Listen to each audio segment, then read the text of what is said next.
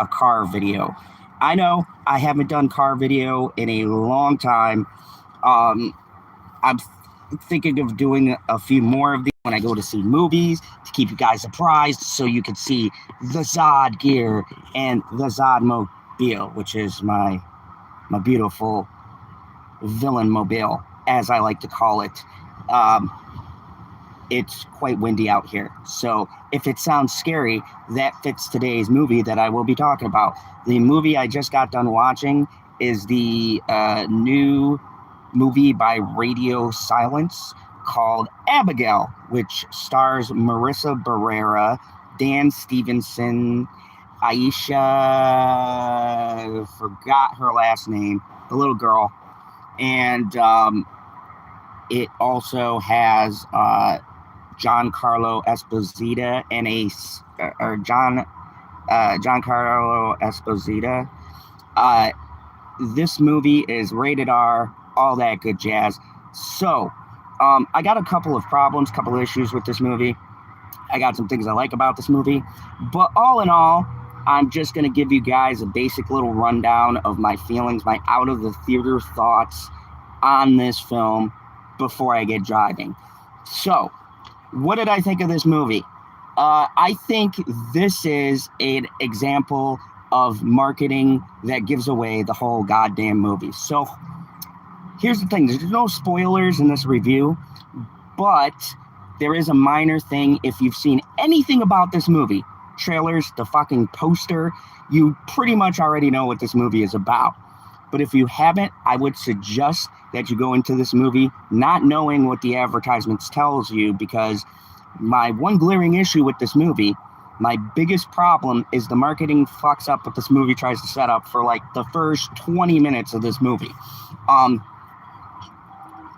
So I'm going to give you my overall thoughts and ratings, and then I'm going to do what the movie is actually about without telling you, because there is a couple of twists that I won't give away if you would like to go and see this movie. But basically, these people are in this group. They kidnap this little girl, and they take her to a location. Giancarlo Esposito is kind of like the go-between guy. He's like in this movie for like 2 seconds, so this isn't a spoiler. He's literally in the marketing. He just facilitates everything. No spoilers there. But he sets them up in this house, and basically they have to spend 24 hours in this house with this girl, and there be a handoff and all of that.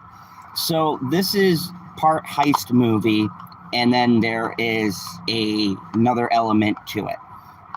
Overall, this movie for me, after seeing the movie Late Night with the Devil last night, which kind of fucking is going to ruin most of my horror experiences, because me and Bitchy both agreed this was that it was a great movie.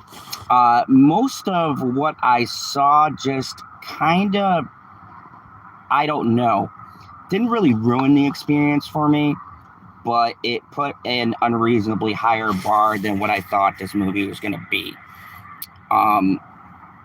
I honestly have some mixed emotions about it, because I think the movie is great for what it is,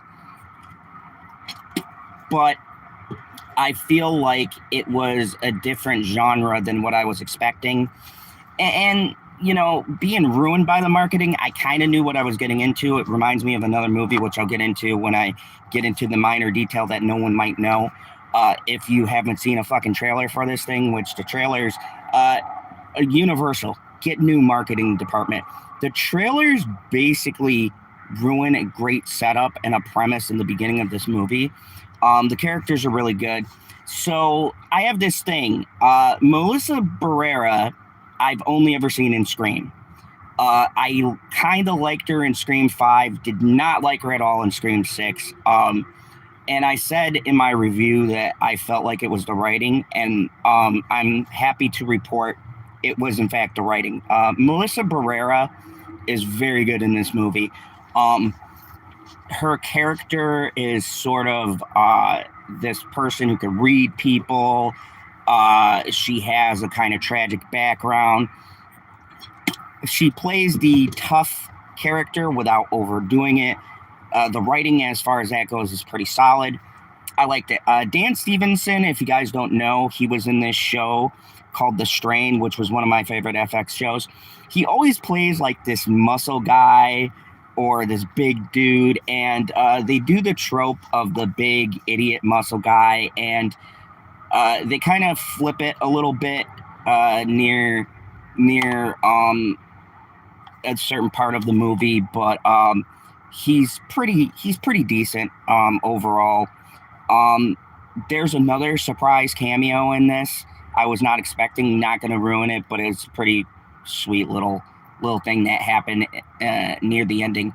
But overall, if the marketing wasn't ruined for you, I would suggest to get the most out of the beginning of this movie, going completely blind. Don't watch trailers. Hell, don't even watch this review if you haven't seen a trailer. So now that I've gotten that out of the way, if you haven't seen the trailer or the marketing and had this part spoiled, click off, come back, watch the movie, watch this. Okay, so the trailer markets this very heavily as a vampire movie. The little girl, played by Alicia Mika or something, is a ballerina vampire.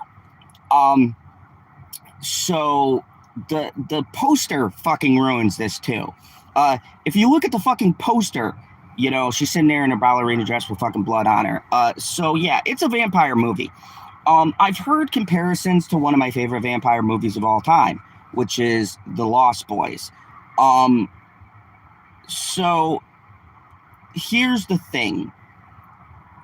The movie gets ruined by this thing the directors are doing where they're trying to keep it a secret as if you haven't seen the fucking marketing of this movie.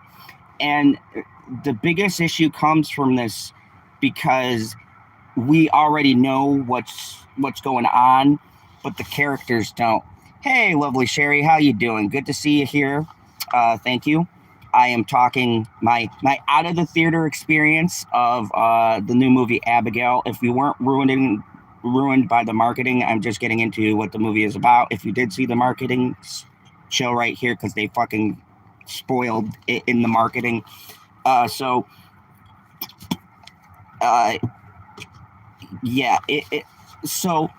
first and foremost, the biggest issue I had with this movie is that I don't know if Universal spoke with radio silence, but they marketed this as a little ballerina vampire, basically.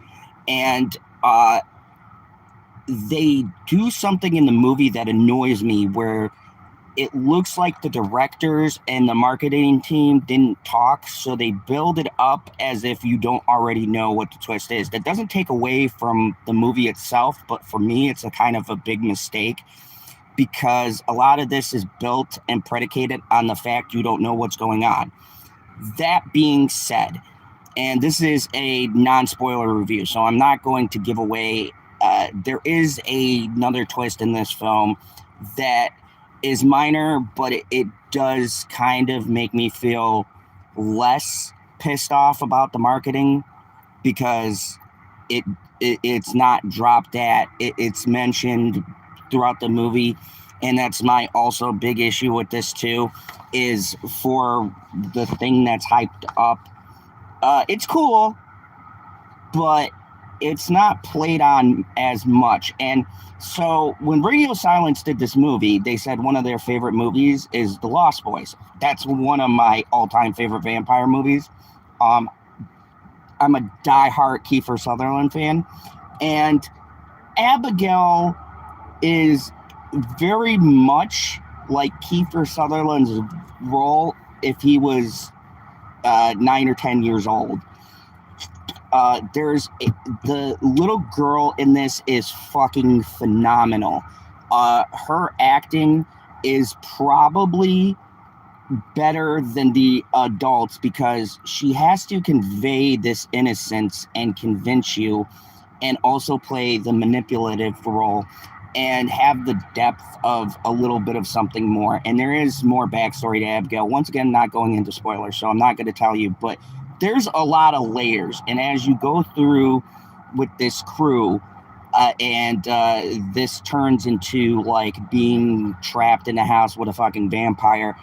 Uh, it's very much hinges on this little girl's performance, and she nails it. She's creepy as shit. I don't know if this little girl took ballet, but she fucking kills it.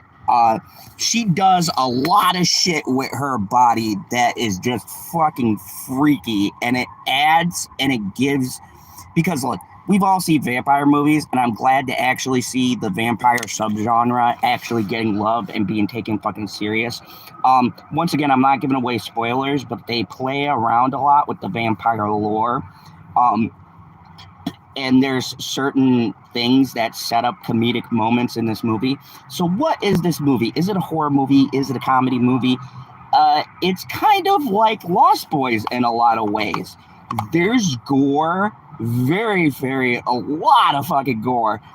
And there's this dark humor surrounding the gory shit that happens. And I think it adds another layer to the movie because it's not gore just for the sake of gore. There is like a purpose to the kills, and some of the kills are pretty inventive. Some of them are generic. Now, the other cast member I didn't mention is Angus Cloud. If you guys have ever seen the HBO show Euphoria, Angus Cloud got to start there. This guy, I saw him in another like horror kind of movie. It's really sad what happened to him. He was battling his own demons and he passed away, and this was his last film.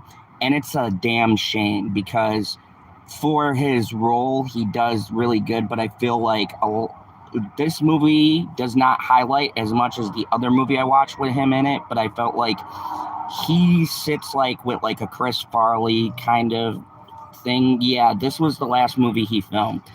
And I feel like we did not get to see the potential, but you can see when you're watching the film the mass amount of potential this guy had as an actor, and it's really a shame that he's not going to be doing other stuff. I really would like to see his depth because I've seen 2 movies with him in it, and I think the first movie I saw with him in it more showcased his acting ability than this movie, but for what this movie was, he knocks it out of the park.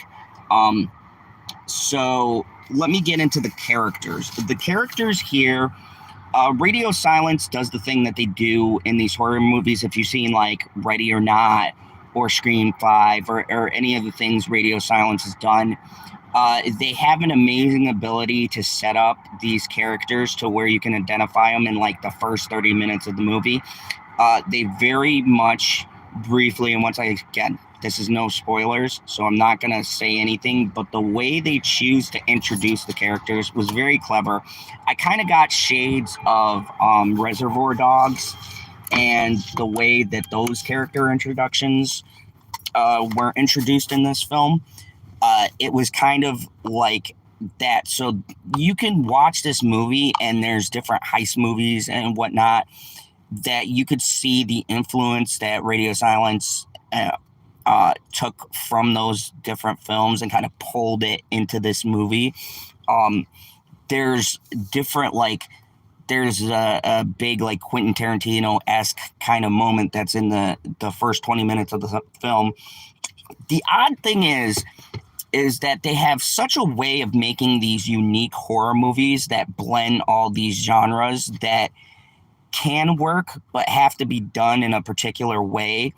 And I think they have a great understanding of how to make these things work without the different subgenres kind of bumping into each other. So the characters are given enough to where we know and connect, and then throughout the movie you're given more details before shit goes down, to where you can kind of start to connect to certain characters, which I like in a horror movie.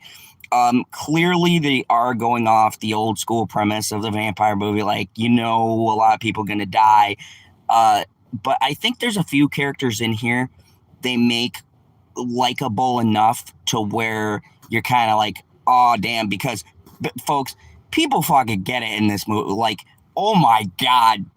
One thing about Radio Silence, man, the gore and the effects in this are good. I don't think there's CGI in here, but I do feel like there was a touch of CGI, but if there is, I could tell there was a lot of practical effect work in this.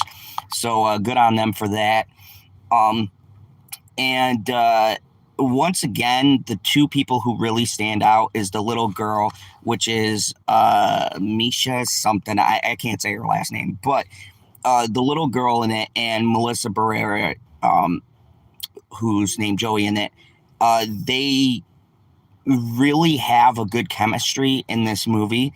And for me, they're really the standouts. And it's kind of weird for me because, like I said, I was not really impressed with Melissa Barrera's acting. I think she shows a lot more range in this movie. So I'm going to say that my theory about Scream 5 and 6 was right. The directing was just kind of the way her character was written in that didn't really give her much of a chance to show her range of acting. I got to say, they both hold this film up a bit more than if you didn't have that chemistry. And their chemistry is good, and it has to work for what happens to happen.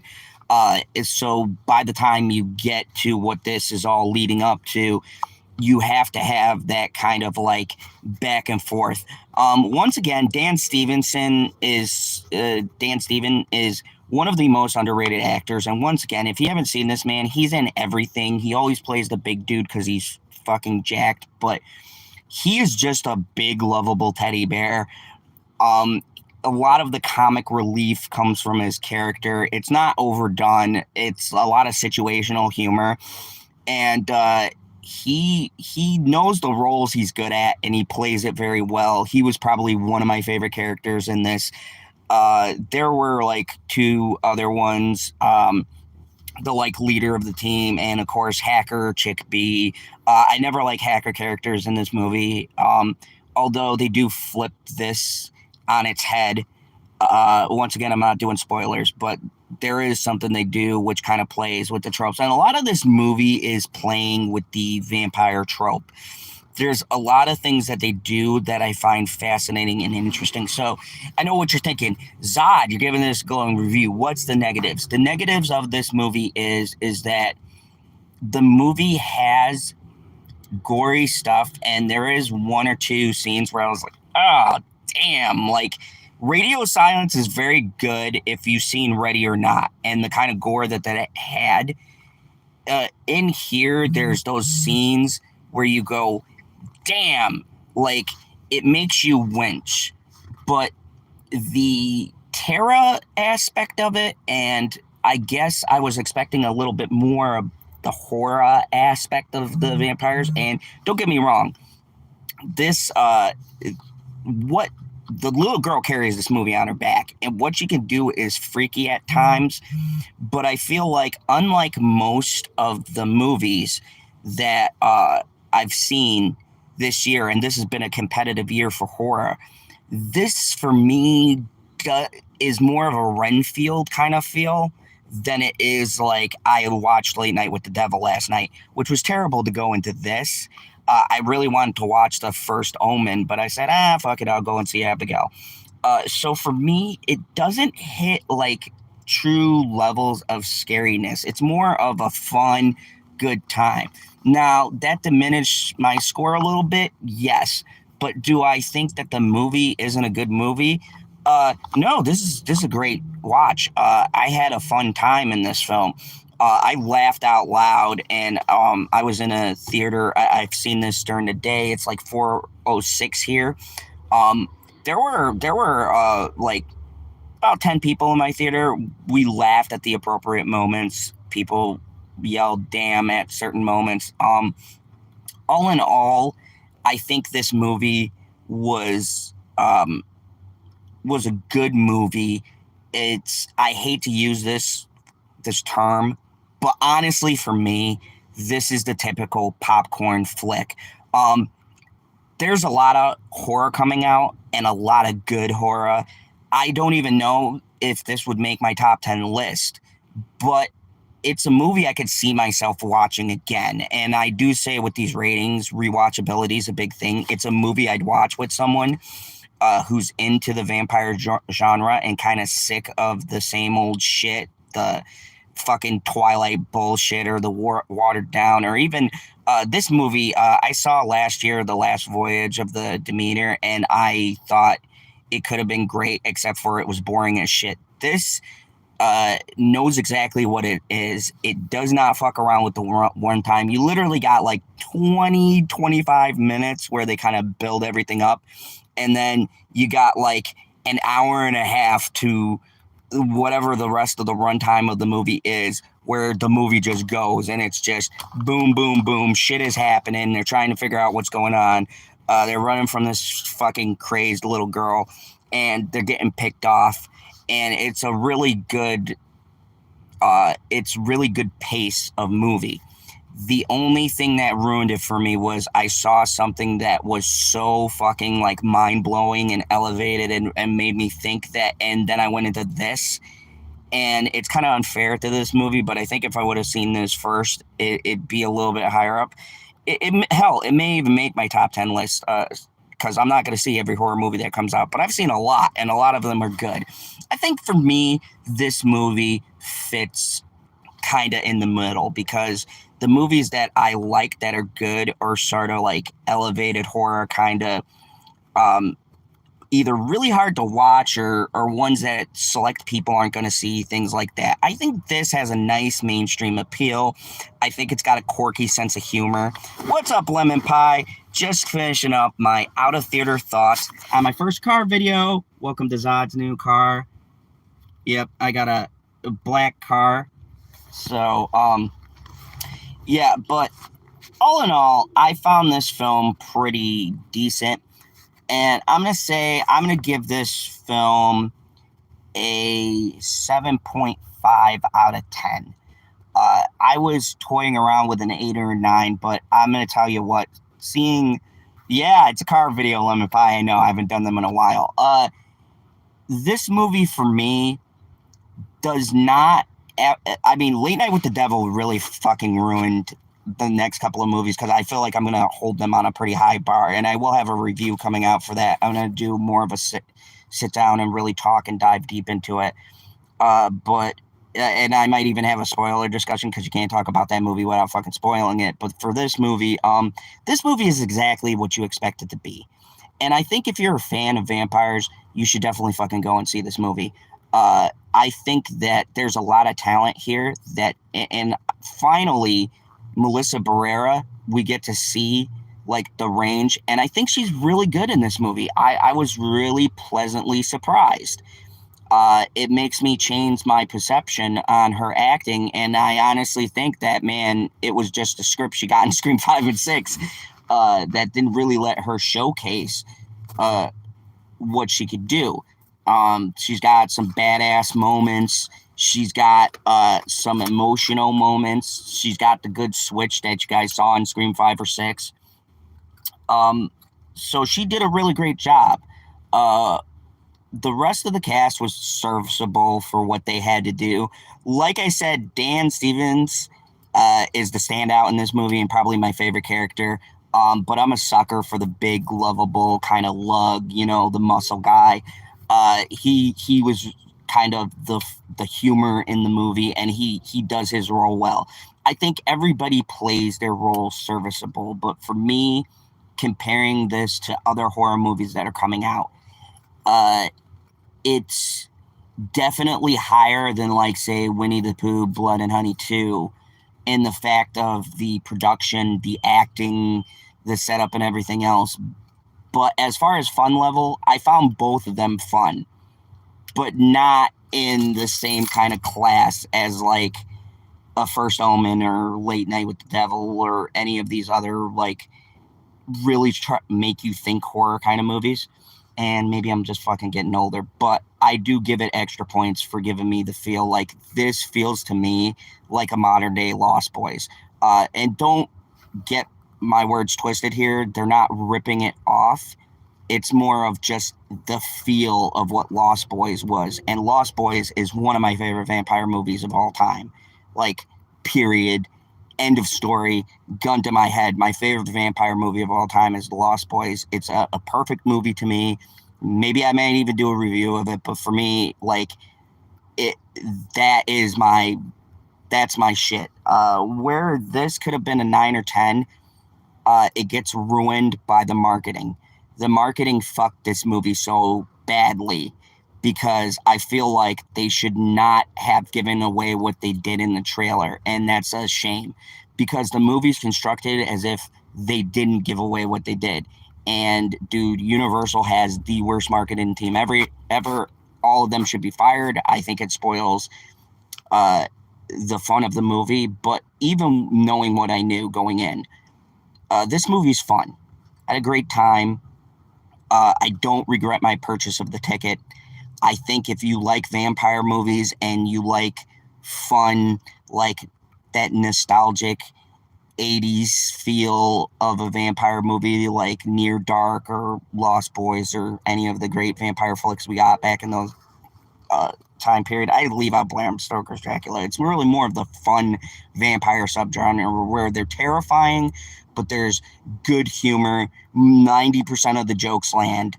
Um, Definitely go out and see this because I don't regret the purchase. And yes, I know it's a 7.5, but I think that I got to be a little bit harsher on my horror movie grading scale because um, this is fun, watchable, but it's not on the level of like the shit that I have been seeing. And yes, Lemon Pie, if you like The Lost Boys, I definitely like if you like that movie, definitely go and see this one because it's got that same kind of energy.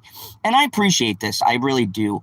I just think there were certain things in this film, and maybe if you like this non-spoiler review, I'll do a spoiler review and kind of break down my exact issues that I had. There were one or two things that kind of broke me out of the immersion of this movie.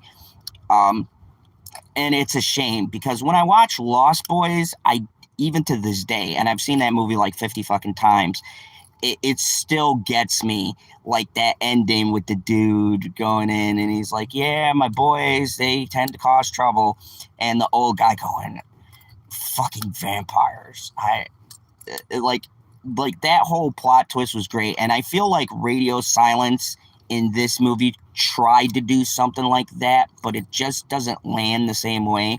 Especially the cameo that they have, they could have done so much with, but unfortunately it's just kind of like glazed over, and then it's like, you know, I guess it's good because it left me wanting to know a lot more, and I guess that's good. But at the same time, with Lost Boys, they resolved everything, and they kind of left you curious about the things that they said, like how long have the vampires been in town? Does everybody know that there's vampires in this town? Like, that's what was the charm of the movie. With this, it kind of tries to go for the same thing, but it doesn't quite land.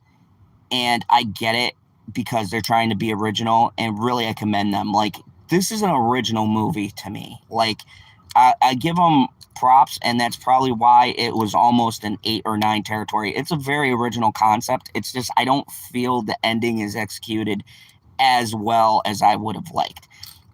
But I definitely like would suggest people going out and seeing this and supporting this because it's an original IP.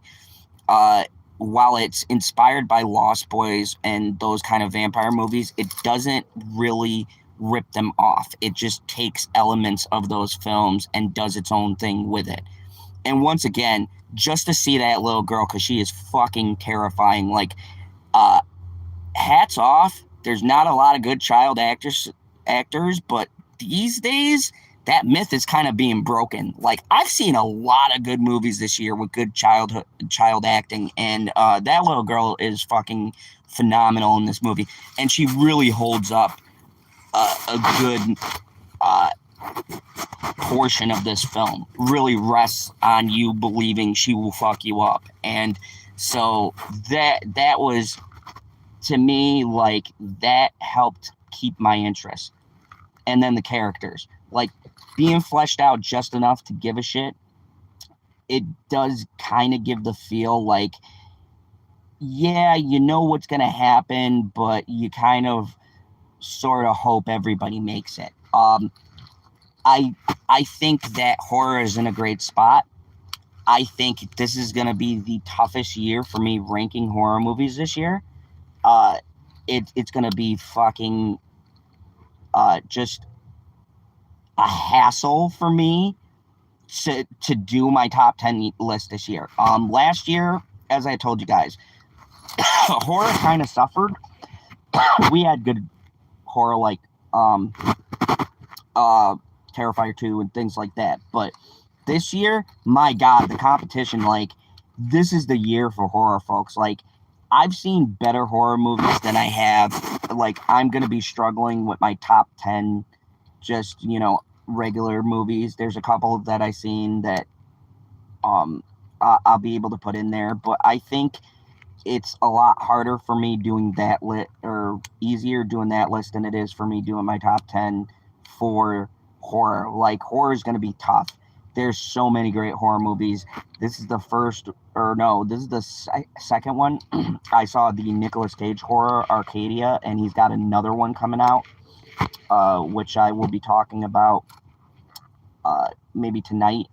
There's a new Nick Cage horror movie. Again, this is the second one. I think he's a lot better in this one. I will do a review of Arcadia and my issues with that movie, but I think that this is a great year for horror. You got 2 Nicolas Cage horror movies coming out.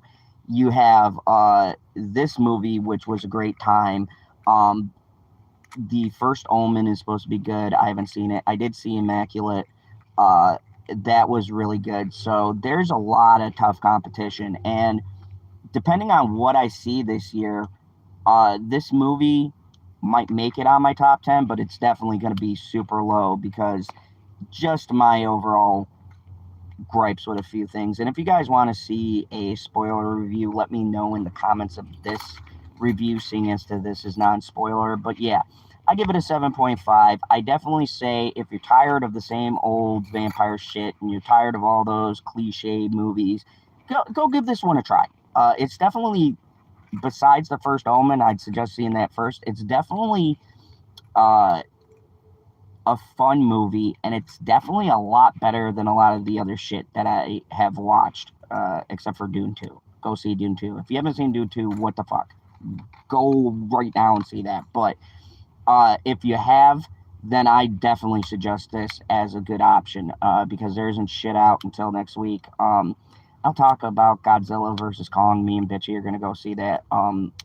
But I'm not really super stoked about it. It's what I expected to be, a popcorn flick, and probably have a good time. I'll do the review with her. Tonight is my watch along with Mr. Pop Culture PB, and we will be watching another new movie release. Might make my top 10, might not. Fuck no. But we're gonna watch Rebel Moon Part 2, The Scar Giver. So if you guys want to see some funny commentary, also I will have a link up for everybody who joins that stream. You'll be able to do the watch along with us. I do have a link where you guys can go through my Netflix and watch it with us. I can't show it on YouTube, but I can give you guys a link and we could do a watch along that way. So I'll be doing that tonight. And yeah, this is the first car video. Hopefully I'll do a couple. Bitchy is gone. I'm super sad, so I might go and drown my sorrows in different movies. So I'm looking to do a couple more of these out of the theater response videos and just give a brief review and my overall thoughts of the film and let you know how I feel about it. So yeah, if you like this video, hit the like, share, subscribe, share this video, let people know I have a 34-minute, this is supposed to be a brief review for my car. God, nothing I ever review is brief, huh? But thank you, everybody. Thank you, Lemon Pie. Thank you, Lovely Sherry. Thank you, everyone who popped in and out and caught little bits of this.